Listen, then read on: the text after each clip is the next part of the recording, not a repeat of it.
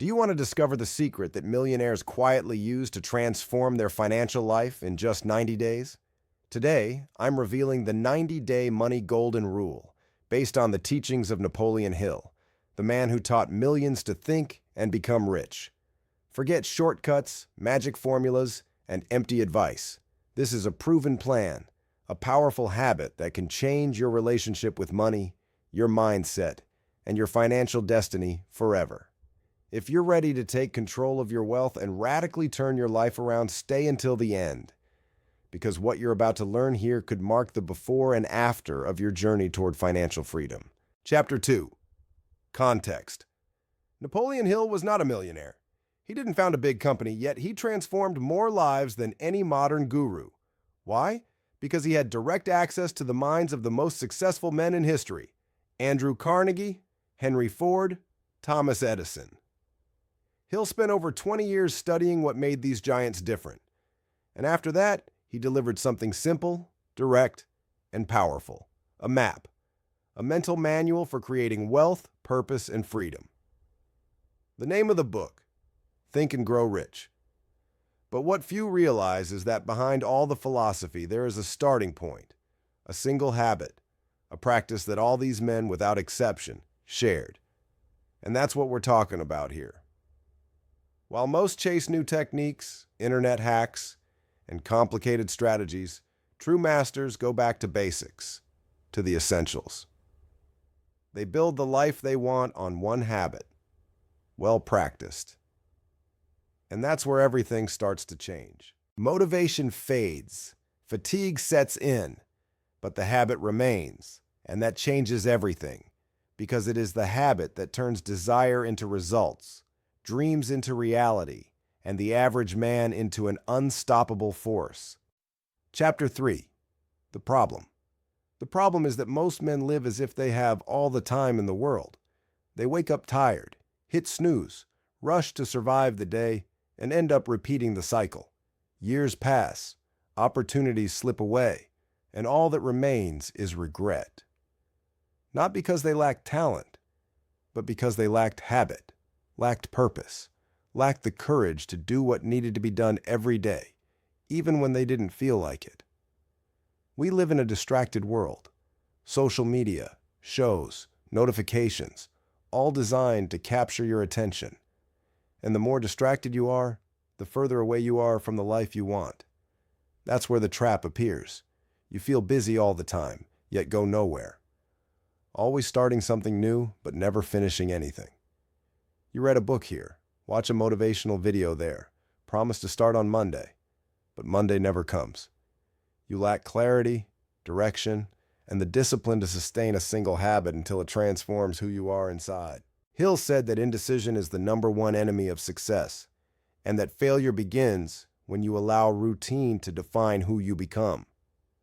Modern men want freedom, but live as slaves to distractions. They want wealth, but spend it all on things that feed anxiety. They want respect, but don't even keep their own word. There it is, the point. Failure is not an event. It's the accumulation of small daily lapses. And success is the same, but in reverse. Small habits, small decisions repeated consistently, even on the worst days, especially on the worst days, because that's where real growth happens. Chapter 4. The Revelation. Napoleon Hill interviewed the most powerful men in the world, and do you know what he discovered? That all of them, without exception, practiced one thing daily: the habit of defining a clear purpose and repeating it aloud, with emotion and conviction. It may seem simple, even ridiculous, but that's where the power lies. Hill called it a definite purpose, and said that no success is possible without it. Most people wake up without knowing what they are building, without a plan, without a why. They live reacting instead of creating. But men who build wealth and freedom start their day remembering who they are, what they want, and why they do what they do. And they don't just think it. They say it aloud, with energy, with truth. They repeat their goals, visualize the future, feel victory before it happens. The first time I read this, It seemed exaggerated, but I decided to try it. I took a sheet of paper and wrote my purpose clearly. How much money I wanted, what I would do with it, who I needed to become to get there. Then I read it every day, twice a day, aloud. Even when it seemed ridiculous, even when I was tired, even when it felt like it wasn't working. But it worked. Gradually, my mind started to change. I began making better decisions, cutting what didn't serve me, seeing opportunities I had ignored. I wasn't just wishing, I was programming my mind to win. And I didn't invent this. Napoleon Hill documented it. Great entrepreneurs applied it. Elite athletes apply it. Men who started from nothing and reached the top all understood one thing. The mind needs direction, focus, and command. If you don't program your mind daily, the world will program it for you. And the result is living a life you never chose. This simple, powerful, forgotten habit is the starting point. Write your purpose in detail. Read it aloud morning and night. Feel it as if it's already real, and repeat it even when it seems useless. Because that's where the magic happens, in the invisible, in the silent, in that daily habit no one sees. But that changes everything. Chapter 5. Building momentum. In the first days, everything felt exciting. I woke up early, read my purpose, and felt the energy. It was as if the universe was finally conspiring in my favor. But just a few weeks in, reality hit hard. Motivation began to fade. The routine became heavy. Old habits knocked at the door. And that's when the real battle began. The sabotaging mind doesn't yell. It whispers, "You can skip it today. This isn't working. You're wasting your time. And if you listen, you lose. Because it will win, and you'll become the person you always were. Full of good intentions, but empty of action." I started to realize that the greatest enemy wasn't the outside world. It was what was inside me. The voice of laziness, the voice of comparison. Thoughts like, so-and-so has already achieved this, and here I am with this ridiculous piece of paper. Is this really for me? Am I fooling myself? But then I remembered what Hill wrote. Persistence is the magical ingredient that turns desire into gold. And I understood. It's not about being motivated. It's about being disciplined, about maintaining the habit even on bad days, especially on bad days. I started identifying my saboteurs: fear of failure, fear of ridicule, fear of trying and failing. But I also understood something else. Every fear has a root, and almost always that root lies in the stories we tell ourselves. I'm not good enough. I started too late. My life is harder than others. Stories that trap us because they free us from the responsibility to act. Only when I began responding to those voices with my purpose, with my daily affirmation, did they start to lose their power. Because the mind believes what you repeat. If you repeat excuses, you live in mediocrity. If you repeat a clear purpose with emotion every day, you reprogram your brain. And still, challenges will come. Family arguments, unexpected debts, lack of support, extreme fatigue, old wounds. All of that happened to me, and I was about to give up, but something inside said, one more day, just one more day. And day by day, I became stronger. Understand this. Your environment will resist. Your body will resist. Your friends will think you're strange. But you have to break through that invisible barrier. Because on the other side is your new identity. One that no longer depends on willpower, but on consistency, integrity with yourself, and a commitment that no one sees but that transforms every corner of your life. Chapter 6. The Turning Point. It happened on day 43. There were no fireworks, no divine signs, but something inside clicked. I had just repeated my purpose that morning as usual, but that day, instead of merely speaking it, I felt it. Truly, for the first time, I wasn't just saying words, I was believing. It was as if the man I wanted to be was already inside me.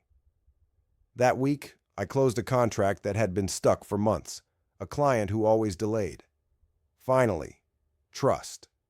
An old contact called me about a partnership that seemed impossible. Coincidence? Maybe. But all of that happened because I began acting like the man I already wanted to be. And it all started with an invisible change. The daily repetition of a clear purpose with faith and persistence. That was the turning point. It wasn't a grand event, but a sequence of micro-victories. I started noting patterns, saying no more easily, organizing my time better, taking care of my health, speaking with more confidence. Small actions that had been difficult before now flowed naturally because I was no longer the same man. And when you change inside, the world responds. People notice, results change, relationships transform. The difference? One habit, a daily commitment that seemed too small to take seriously, but became the foundation of my new life. Hill said that when you act with purpose, the universe conspires.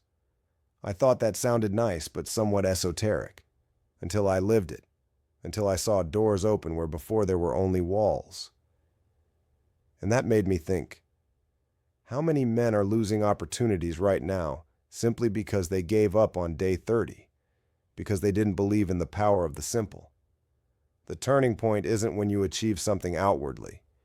It's when you truly believe it's possible, when you see yourself differently, when you act differently, even without immediate results. That's where change begins, and no one can take that from you. Take that from. Chapter 7, Climax. After 90 days, I was no longer just more disciplined. I was a different man. My performance at work increased, but what surprised me most was my clarity. I knew what I wanted, knew what I would no longer accept, knew where I was going, and that is priceless. I became more selective with the people around me, firmer in my decisions, more direct in my conversations. The daily habit of repeating my purpose cleared my mind of what didn't matter, freeing energy for what did. I started earning more money, yes, but also because a focused mind creates solutions. When you know where you're going, your time is more valuable, and you stop wasting energy on what doesn't propel you forward. The 90 days taught me something no university teaches. The one who succeeds isn't the most talented. It's the most consistent, the one who endures boredom, who does the simple every day without applause. And that connects directly to Hill's law of success. He said, "You will become what you think about constantly." And I spent 90 days thinking about my purpose, my new identity, my new self. And I became exactly that. People started asking, "What happened to you?" And I smiled, because they were only seeing the result. But the real work happened in the invisible, in the silence of my home, alone, repeating phrases, believing, even when there was no proof it worked. And now I ask you, how many men do you know who are stuck in jobs they hate, empty relationships, debts that steal their peace, just because they never took the time to clearly write down what they really want from life? This habit changes everything, but it only works for those who take it seriously, for those who stop waiting for motivation, for those who understand that success is a construction, a ladder, and the first rung is invisible. Chapter 8, Surprising Ending and Call to Action. What no one tells you is that change is uncomfortable, lonely, and at first seems useless. But if you have the courage to sustain a simple habit for 90 days, you will prove to yourself that you can change anything. Napoleon Hill's habit isn't magical, it isn't easy, but it is real. It demands commitment to yourself, to look in the mirror and say, "I deserve more." And then to do whatever is necessary every day, even when no one is watching, especially when no one is watching. If I could go back in time, I would have started sooner. I would have stopped looking for shortcuts and accepted that freedom doesn't come from haste, but from consistency. I would have trusted the process more and doubted less. And that's why I tell you, don't wait any longer. Start today. Take a sheet of paper, write your purpose, read it aloud with truth twice a day, and continue without fail for 90 days. And when you finish, come back here. Tell me in the comments what changed, because I know something will change. And if this video resonated with you, If it gave you the push you needed, share it. Like it, subscribe. But most importantly, apply it. Because the world doesn't need more motivated people. It needs determined men.